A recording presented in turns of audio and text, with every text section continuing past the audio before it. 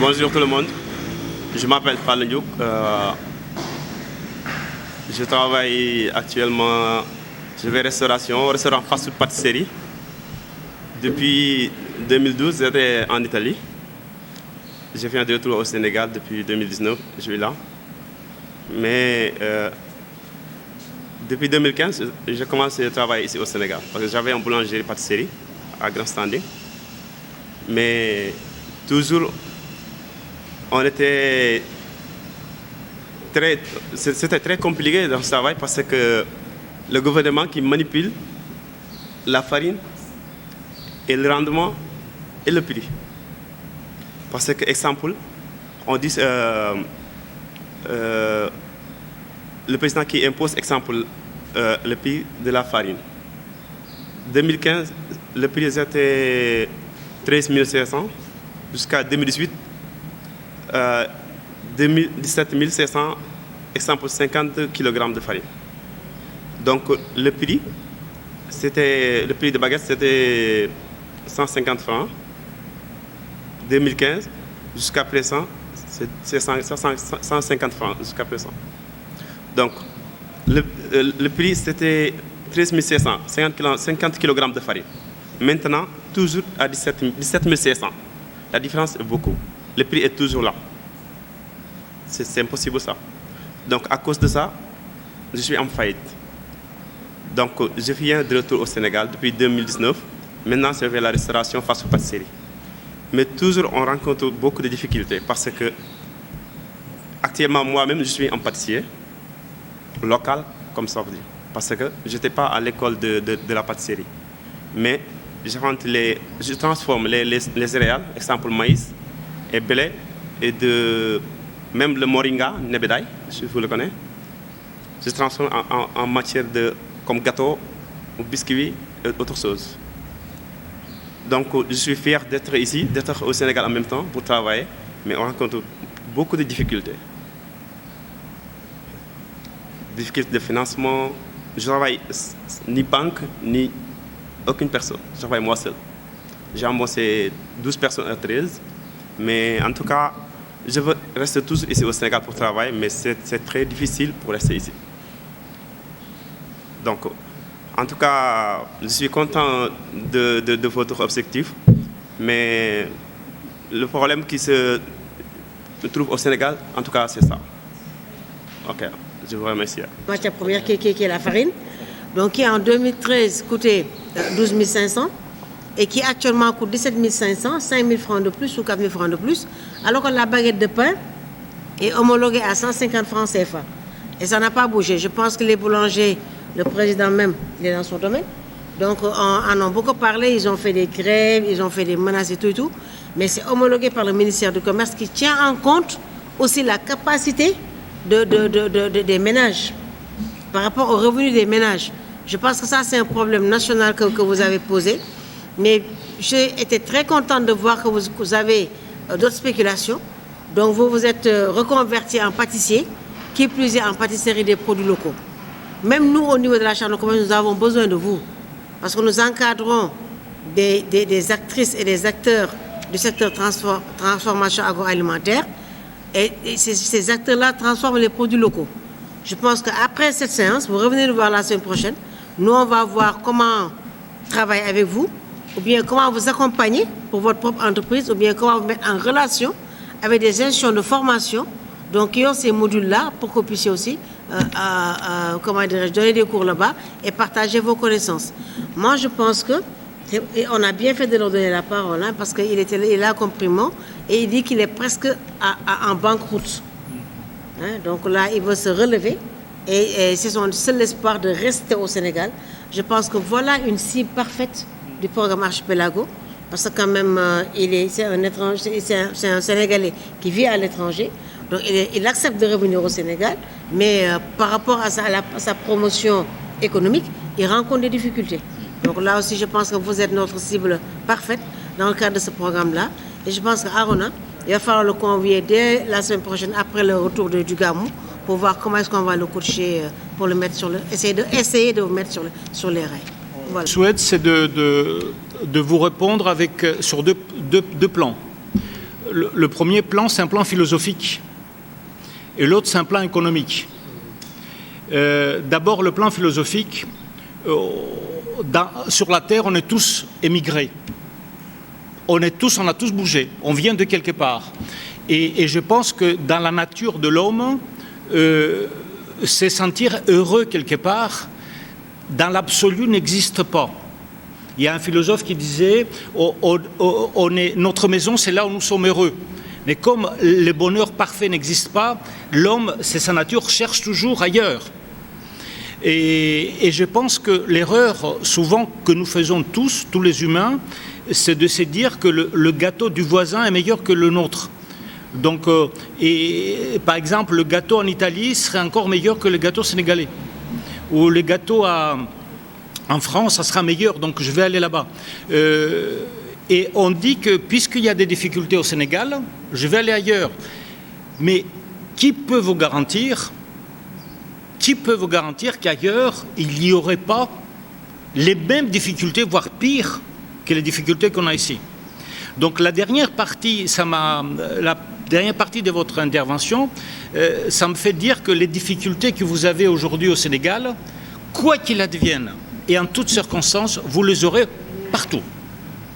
Mais il vaut mieux avoir des difficultés à résoudre là où nous sommes nés, là où on appartient, parce qu'on appartient tous à une base, et cette base, c'est là où nous sommes nés, c'est notre langue, c'est notre patrie, et je pense que dans un premier temps, il faut se donner des chances, si on a le choix de se donner les chances, d'abord et avant tout là où nous sommes nés, avec les difficultés qui vont exister toujours.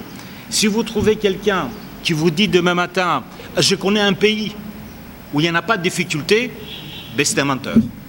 Ça n'existe pas.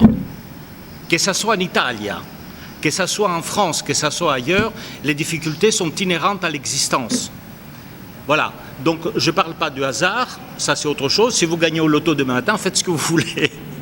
Je ne vous parle pas de ce type. Par contre, globalement et majoritairement, nous aurons tous des difficultés. Mais essayons d'abord d'avoir un ancrage culturel et économique là où les conditions sont propices, c'est-à-dire dans la matrice qui nous a fait naître, d'abord et avant tout, et peut-être plus tard, c'est tenter sa chance ailleurs, parce que l'homme bouge, c'est sa nature.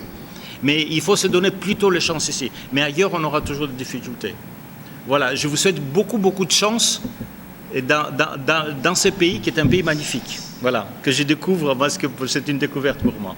Merci beaucoup. Bonjour tout le monde, moi c'est Daouda Thiam.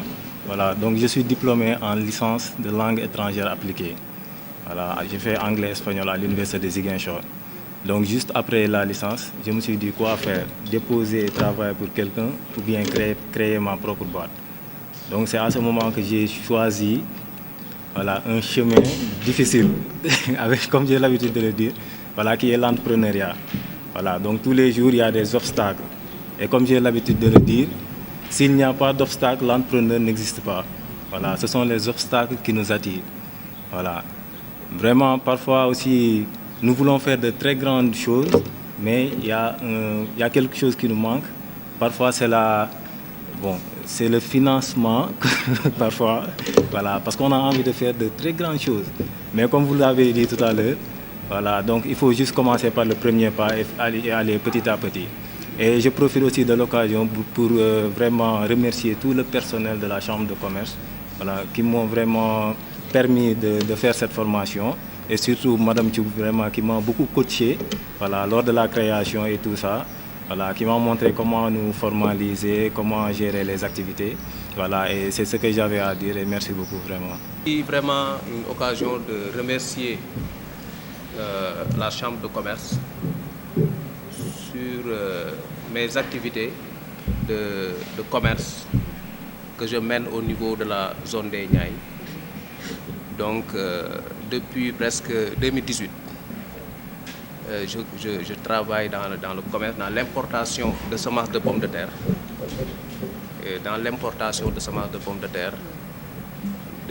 Depuis la France, donc avec une demande très forte des maraîchers du Sénégal, particulièrement de la zone des Niayes. Donc, il me restait juste de venir ici au niveau de la Chambre de commerce, d'avoir de mieux comprendre le processus managérial et ce qui m'a été offert sur cette formation-là. De comprendre depuis le début, depuis le processus d'ouverture jusqu'à la fin, c'est-à-dire la fiscalité, les obligations pénales, les obligations sociales, etc. Donc c'est ça aussi qui me manquait un peu, honnêtement. Donc je suis venu ici chercher ça. Sur les 3 jours qu'on a fait la formation, vraiment, je suis très satisfait alors des services qui m'ont été offerts. Et ça va me permettre davantage de mieux connaître le boulot que je fais et de mieux aussi prendre la responsabilité qui m'incombe sur ce travail-là. Parce que c'est aussi risqué de travailler avec un chiffre d'affaires de plus de 200-300 millions et de ne pas connaître les tenants et les aboutissants de la fiscalité, par exemple. Voilà, donc c'est ça aussi. Je crois que là, dans le cadre du projet Archipelago, c'est une suite logique. Parce que l'axe primo-entrepreneur, je crois qu'on a beaucoup travaillé sur les 2 axes, primo et parcours. Donc je crois que là, c'est la vraie pertinence du parcours. Parce que quand Pape déroule le primo et qu'on voit que le parcours aussi vient à son heure, donc ça reflète et ça justifie votre intervention tout à l'heure quand vous disiez que le primo et le parcours doivent cheminer ensemble et travailler aussi en étroite collaboration. Donc je crois que c'est l'antichambre du parcours, le primo. Donc ils l'ont exprimé et ils ont vu que après avoir effectué ces 3 jours, donc c'est logique qu'ils aspirent à vraiment bénéficier de ces modules proposés par Georges dans le déroulement du parcours. Bonjour, c'est Mariam Top, jeune entrepreneuse. Je trouve cette formation, c'est une très grande initiative. Oui, c'est une très grande initiative, surtout chez nous les femmes. Parce qu'on a tendance à dire que la femme ne doit pas travailler, la femme doit rester à la maison, la femme doit gérer la maison, la famille. Alors que c'est tout à fait anormal. Je trouve ça bien parce que moi, ça m'a permis d'avoir une connaissance, d'avoir une expérience, de créer une entreprise. J'ai un fonds de créer une entreprise, mais je ne sais pas comment faire pour créer une entreprise. Parce que parfois, tu vois une personne, elle a son argent, mais elle ne sait pas où aller ou comment faire pour créer une entreprise. Et au final, elle va aller au faillite, tu vois. C'est ça. On vous remercie tout le monde, on vous remercie vraiment, surtout Pape Diop. Je remercie Pape Diop. C'est lui qui m'a amené ici et qui m'a informé cette formation. Encore une fois, je vous salue et je vous remercie. J'ai une chose à vous dire. Il faut aider les femmes. Parce que les femmes ont le droit de travailler, ont le droit d'aller à l'avant. On doit être indépendante, on ne doit pas être dépendant. On doit être indépendant soi-même, gérer ses propres besoins, gérer sa famille sans son mari. C'est ça, je trouve ça bien. Voilà, merci beaucoup et encore une fois, merci.